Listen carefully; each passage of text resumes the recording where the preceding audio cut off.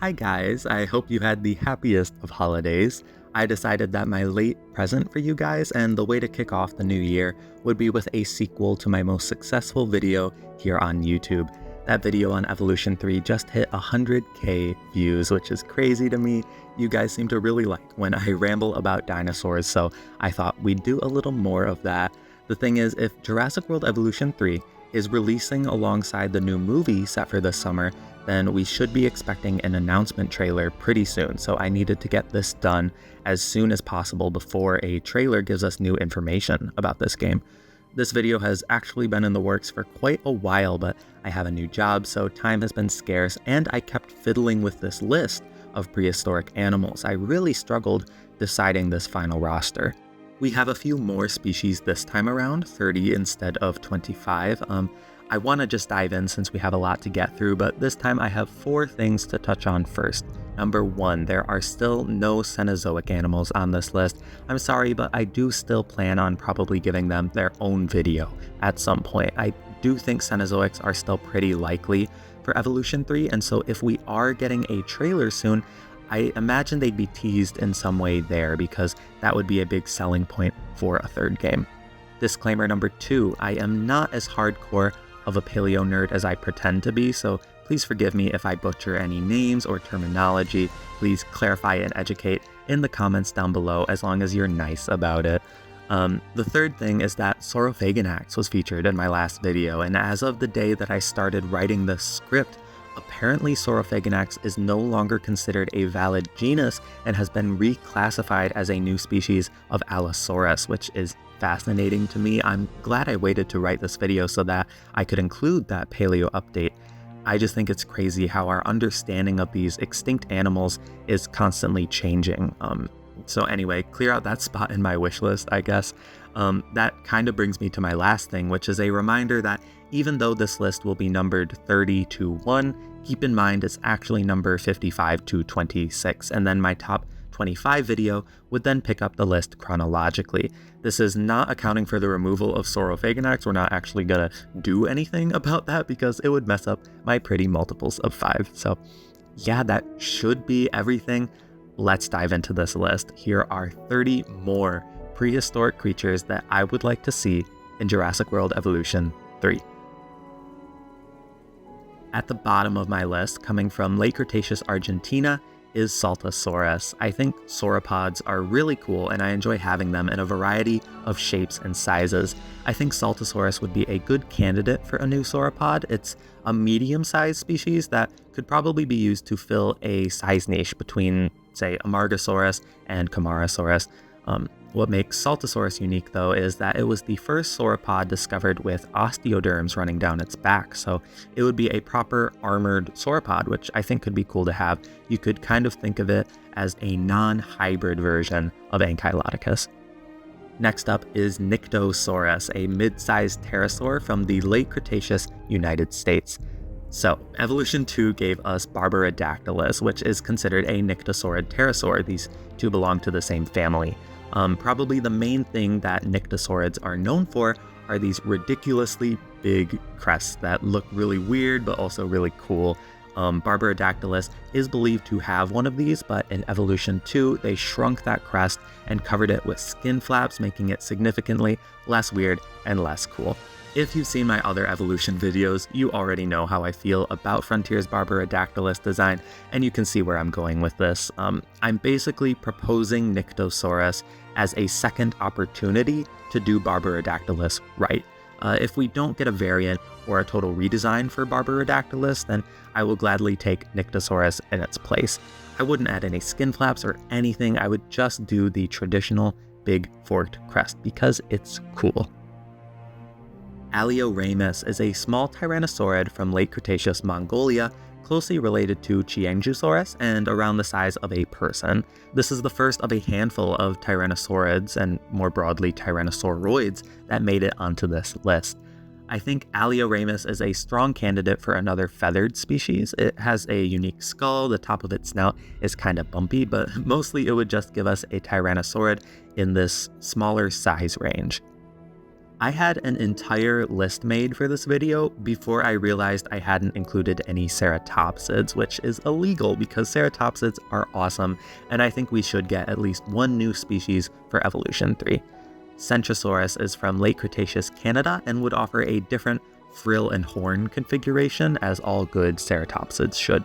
I like that it has one big horn on the nose, and of all the ceratopsids that could be added to the next game, I think Centrosaurus is one of the strongest and most likely choices. One option that I like slightly more though is Diabloceratops, which has a cooler name and cooler face configuration in my opinion. Coming from late Cretaceous Utah, Diabloceratops would be on the smaller side. I just love the shape of the frill and horns, so it's my main pick for a new ceratopsid. I'll use right now to emphasize that skins for ceratopsids in Evolution 3 really need to utilize these frills better. They are literally blank canvases for beautiful colors and patterns, and I feel like they were ignored in Evolution 2, with the exception of maybe Pachyrhinosaurus. In general, I need Evolution 3 to bring some love to the skins for every species, especially the sauropods, but also the frills of the ceratopsids. Number 25 is our first lagoon species on this list. It's Dacosaurus, which apparently lived in both the late Jurassic and early Cretaceous and has been found in North and South America as well as Europe. While at first glance Dacosaurus may look like a pretty standard marine reptile, it actually belongs to a family of fully aquatic crocodiliforms. So yeah, it's basically a crocodile that's adapted to a fully marine lifestyle, and I think that's really cool and could offer something different in our lagoons. Even though it did have fins, Dacosaurus being a crocodilomorph should ideally give it a different shape from the other marine reptiles that we have. Gorgosaurus is a tyrannosaurid from late Cretaceous North America, closely related to and around the same size as Albertosaurus. Even though it doesn't really offer anything unique, I love my big theropods, and I think Gorgosaurus has an iconography factor to it and a very recognizable name. As I said in my last video, I love when my theropods are vibrant in color and heavily patterned, and so that would be the primary way that I would differentiate Gorgosaurus from Albertosaurus. Next up is Zalmoxes, coming from late Cretaceous Romania, and our first appearance on this list of an animal featured in Prehistoric Planet. The Zalmoxes in that series were very tiny because they were all quite young, but they did in fact get bigger than that. These guys would probably be around the size of Homalocephali.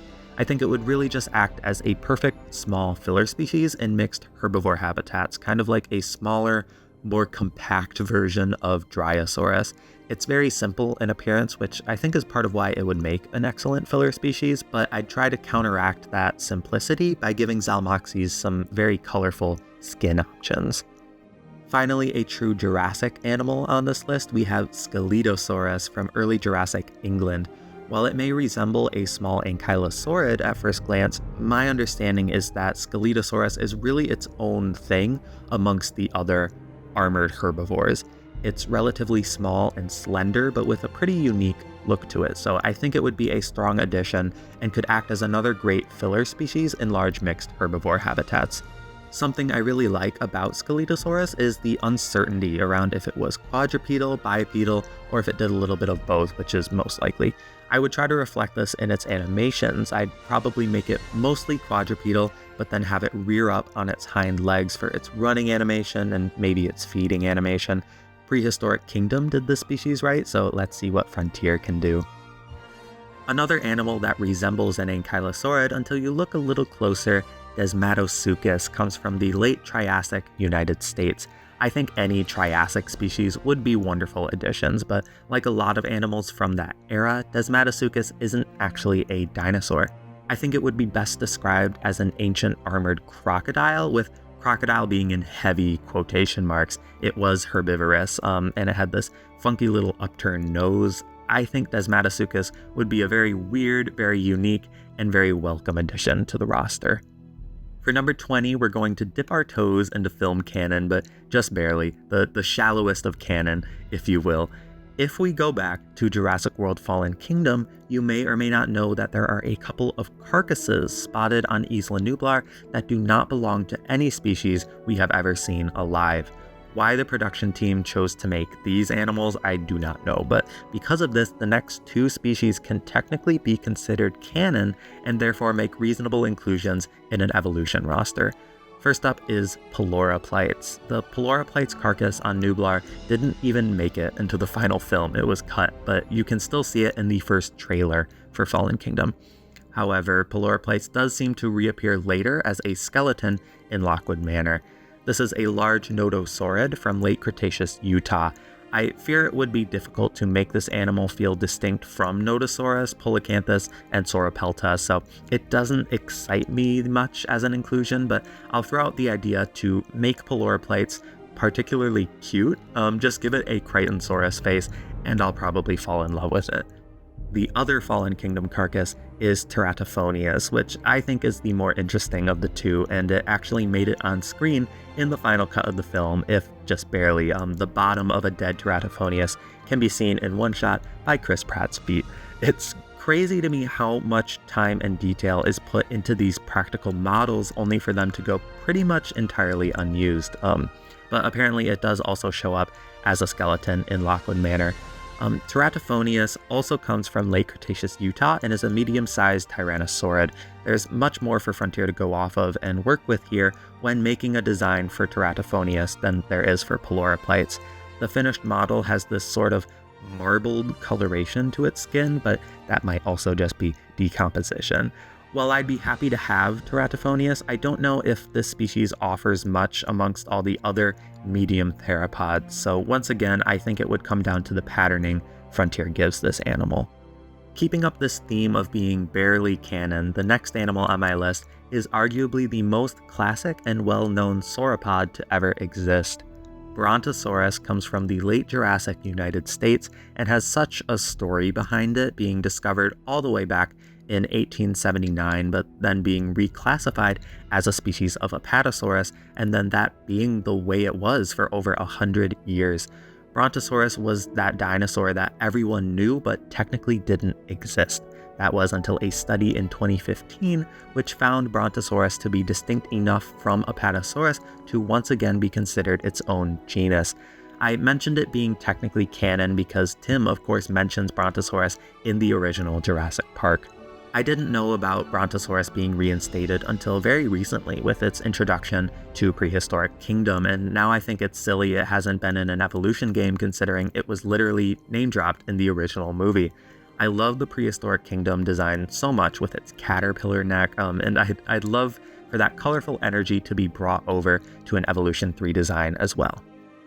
We're gonna get weird for a second because number 17 is Adelatherium. You might be flabbergasted, a mammal?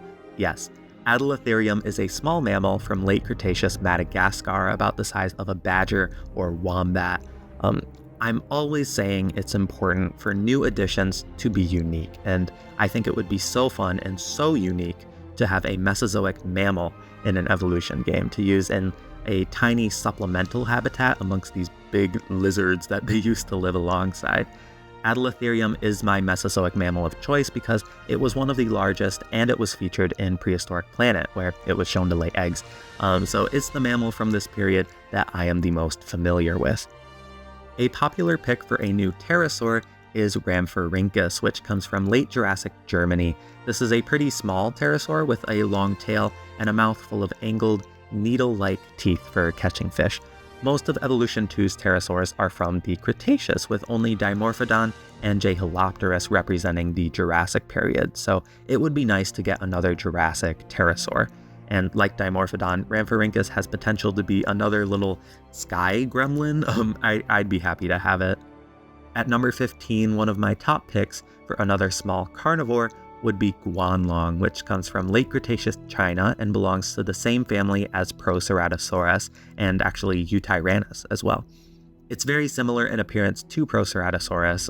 Guanlong really just has a slightly different crest shape and is a bit bigger in size, so the main way I would differentiate these two would be to give Guanlong feathers. I think it's a great candidate for another feathered small carnivore. For a new feathered large carnivore, I think a great candidate would be Nanuqsaurus. After Eutyrannus, I'd be happy to see Frontier do another large feathered Tyrannosauroid, and I am quite familiar with Nanuqsaurus because it was featured prominently in Prehistoric Planet. This is an animal from late Cretaceous Alaska, and its name literally means polar bear lizard. I would differentiate it from Eutyrannus by making its design bulkier and fluffier. I would want this species to look like it's well adapted to cold polar temperatures. Another species seen in Prehistoric Planet, we have Corythoraptor, an oviraptorid from late Cretaceous China. We have the tiny oviraptor and the huge gigantoraptor, so it'd be nice to have a third that exists somewhere in the middle. I think an oviraptorid in the size range of Gallimimus would be really nice to have. In Prehistoric Planet, this species was seen living in flocks. It was hunted by Chiangusaurus, and its feathers were this vibrant blue, which I would definitely replicate in Evolution 3. We have a lot of hadrosaurs in Evolution 2, and it does feel a little silly asking for more when a few of them have already kind of fallen to the wayside, but I do think as long as Frontier gives them a lot of love, new hadrosaurs would be worthy additions. Out of all the hadrosaurs still missing from the game, I think Lambeosaurus is probably the most notable. Coming from late Cretaceous North America, this is a pretty large species, and as any good hadrosaur should, it has a pretty uniquely shaped crest. I don't even really know how to describe this shape. I was gonna say it kind of looks like a hatchet sticking out of its head, but I thought that sounded crazy. But it looks like that's what Wikipedia went with too, so I guess I'm not crazy after all. Lambeosaurus is also included in Prehistoric Kingdom, where it looks fantastic. A hadrosaur I'd like slightly more though, or I guess hadrosauroid is technically correct, is Tethyschadraus. Allow me to explain. This is a species from late Cretaceous Italy, which was featured in Prehistoric Planet. It doesn't have a crest, but it does have a very unique beak shape. It's serrated, it's very jagged and pointy, probably to help somehow when feeding on vegetation. The main reason the species is so high for me is because we don't currently have any small hadrosaurs. They're all quite big, but Tethyschadraus is actually shorter than a person. I believe its small size is actually part of why it's technically not a hadrosaur. I love getting animals that fill new size niches, and that's why I'd love to see this one. We're in the top 10 now, and I want to kick it off by asking you a question. Do you know what the shortest dinosaur name is? And what if I told you it's only 2 letters? Yi comes from late Jurassic China and is, I'm gonna try this, a Scansoriopterygid. Its full scientific name is Yi Chi, simply meaning strange wing. This is not a pterosaur, but a small winged dinosaur like Microraptor and Archaeopteryx. Yi is pretty tiny, and in the game would probably be around the size of the small Dimorphodon variant. It has a very unique look to it because its body was likely feathered, but it had these naked bat wings, more like a pterosaur. From the first moment I heard about the species, I was fascinated, and if you saw my Evolution 2 ranking, you know how much I love Jeholopterus and using it as an ambient flying species. I would love to pair Jeholopterus with Yi and make these lovely little aviaries and butterfly gardens using these two. It actually works out perfectly because they're both from late Jurassic China, and I still think Yi would stand out enough on its own and just make a lovely addition. Next up, another animal I'm surprised has never been included in an evolution game. We have Torvosaurus. This is a large megalosaurid from late Jurassic, North America, and Europe. I think Torvosaurus is a great pick for a new theropod because it would be our second megalosaurid alongside Megalosaurus, but it's also one of the most iconic theropods from the Jurassic period. I knew of Torvosaurus by name, but I always just assumed it was a Cretaceous tyrannosaurid, kind of like Gorgosaurus. Both recognized species of Torvosaurus are currently represented in Prehistoric Kingdom, which looks stunning, as is always the case with that game. Finally, another lagoon species, we have Xiphactinus from late Cretaceous North America, also known as the X-fish, at least in Prehistoric Planet. I love that toward the end of Evolution 2's lifespan, our lagoons finally got a bit more fishy, with Dunkleosteus and Megalodon. I think Xiphactinus is the best candidate for another prehistoric fish. These things are big, voracious, and frightening. Dunkleosteus is kind of cute to me, but Xiphactinus is legit scary. Prehistoric Planet portrayed them as being cannibalistic, and I believe it. Despite this, I would still love to make a lagoon with a school of these guys. I talked earlier about wanting to get some new ceratopsids on this list, but between my last video and this one so far, I have never proposed a new stegosaurid. That changes now because I think Miragaia is the best and most likely pick for a new stegosaurid in Evolution 3. Miragaia is from late Jurassic Portugal and belongs to a subfamily of long-necked stegosaurids. This obviously makes Miragaia very unique from all the others that we have, and besides the long neck, it's also just one of the largest stegosaurs overall, I think. It's interesting because Miragaia is possibly a synonym to the larger and earlier discovered Dacenturus, but while it looks like Dacenturus is more recognized and well known in the paleo community at large, Miragaia is more recognized and represented in the dinosaur gaming sphere. There's a gorgeous mod for this species. I'd be happy with either. It would just be cool to get one of these big, long-necked stegosaurids for something different. I love my weird theropods, and so next up is Megaraptor. Contrary to what the name might conjure up, this is not a giant velociraptor. It belongs to the Megaraptorans, which are a clade of theropods that are maybe tyrannosauroids. Wikipedia literally calls them controversial because nobody is really sure what these guys are. For reference, this group includes Australovenator, and they are known for their really big and powerfully built forelimbs. Megaraptor is one of the largest in this group and comes from late Cretaceous Argentina. There is a now iconic Megaraptor design from the Dominion toy line that I have seen countless illustrations and recreations of, so I'd love if its pattern in Evolution 3 nodded to this toy line version of the animal. I think Megaraptor would be a really nice inclusion because Australovenator already looks pretty unique from the other theropods, so it'd be cool to get something similar but even bigger. I highlighted a couple of Permian species in my first video, and I was looking for more to put on this list, but there weren't many that really grabbed my attention. So I started thinking maybe there's a cool aquatic Permian animal to have as a potential lagoon species. That would be cool. And that's when I discovered Prionosuchus from early Permian Brazil. Over the course of making this list, I have fallen in love with Prionosuchus, and I needed to put it at number 5.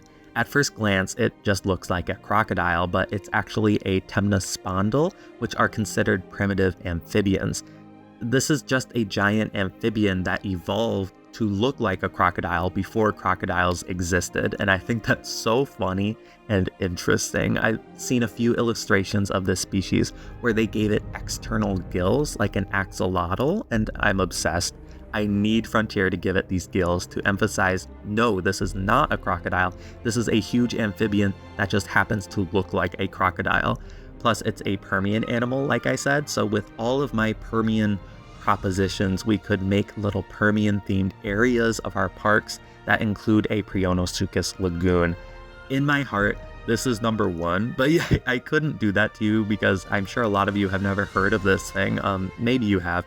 Where are my Prionosuchus stands? Let me know. Let me know in the comments. Moving on, we currently have 3 ornithomimids, and despite being the family known as the bird mimics, none of them have feathers. I'd be happy if any of them were given feathered variants, but just like with Barbaridactylus, I think a reasonable compromise would be to instead receive a new species from the same family that has the design choices we're looking for. Nyctosaurus would have the crest, and Ornithomimus would have feathers. Ornithomimus comes from late Cretaceous North America and was featured prominently in Prehistoric Planet. They really made this animal charming and gave them these dorky little mohawks.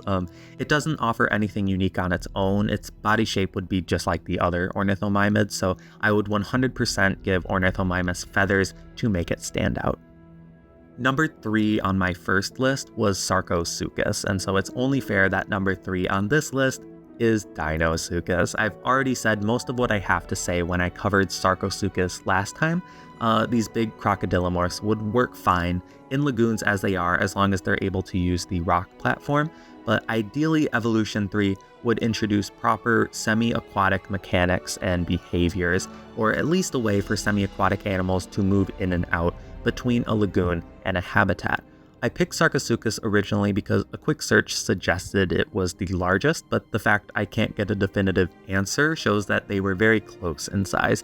Regardless of what's bigger, I'd still love to have them both, because while Sarcosuchus resembles a giant crocodile or gharial, Dinosuchus is basically a giant alligator. They'd complement each other in the roster, offering slightly different looks and builds. Dinosuchus is from the late Cretaceous United States, and just like how Megalodon in Evolution 2 is a giant colorful shark, I'd love to have a giant colorful alligator. My number 2 was originally my number 1, but I thought you guys would be mad at me, so I bumped it down. Still, I think a really cool and really unique inclusion would be Meganeura, the giant dragonfly from late Carboniferous Europe. We have aviaries, and I really want us to think outside the box when it comes to what sort of flying prehistoric animals existed that we could potentially get. Everything in Evolution 2's aviary roster is a pterosaur, and I've done my work proposing a handful of flying dinosaurs, but let's not forget there were also some big bugs that used to exist. Like Adelatherium, a prehistoric insect, would be such a cool and one-of-a-kind addition that would bring a breath of fresh air to the roster. The genus Meganeura includes some of the largest species of insects to ever exist, and like I said, they lived during the Carboniferous period after the Devonian but before the Permian. So on top of adding something very unique to the roster, Meganeura would also be a representative for a currently unrepresented prehistoric era. I also want to throw out the idea that these big dragonflies could be fun to use as live feeding for some of the larger pterosaurs. We have made it to number 1 on this list. I've suggested Nyctosaurus in place of an accurate Barbaridactylus and Ornithomimus in place of an accurate Gallimimus. One of my favorite dinosaurs is Spinosaurus, and as much as I'd love a paleo-accurate design akin to what's currently in Prehistoric Kingdom, I think the more likely option would be for us to get Oxalia. This is a large Spinosaurid from late Cretaceous Brazil, so similar to our beloved Spinosaurus that there is some contention about Oxalia actually just being a South American species of Spinosaurus. Currently, they are considered distinct enough for Oxalia to be recognized as its own genus, so this animal is absolutely our gateway to a paleo-accurate Spinosaurus, or at least an animal that looks a lot like Spinosaurus. I do think getting Oxalia is more likely than getting a variant for the Spino, because Frontier has yet to give us a variant just for the sake of paleo accuracy. All variants so far have just been alternate designs from the films and shows, or are Frontier designs that existed before these animals showed up in the films or shows. You know what I mean? Plus, I do think there's a solid chance that Spinosaurus will appear in Jurassic World Rebirth, and if that's the case, they'll surely give it a new design that takes some cues from its updated paleo look, which would then be added as a variant to Evolution 3. That's already 2 Spinosaurus variants, again, if it does actually show up in Rebirth.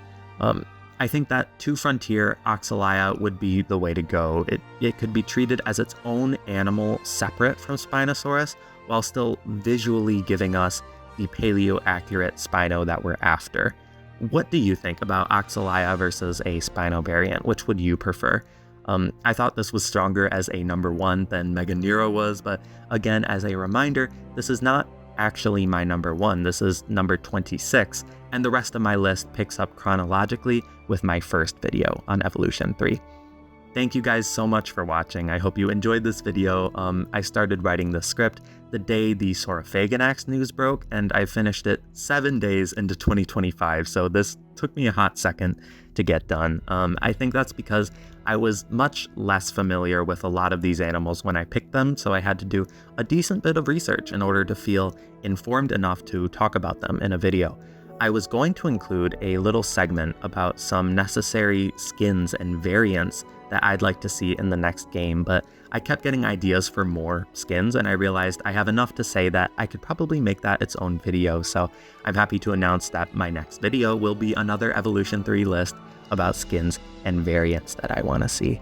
Hopefully that one won't take me as long as this one did. Thanks again for watching. Maybe subscribe if you enjoy content like this, and I will see you guys next time. Bye!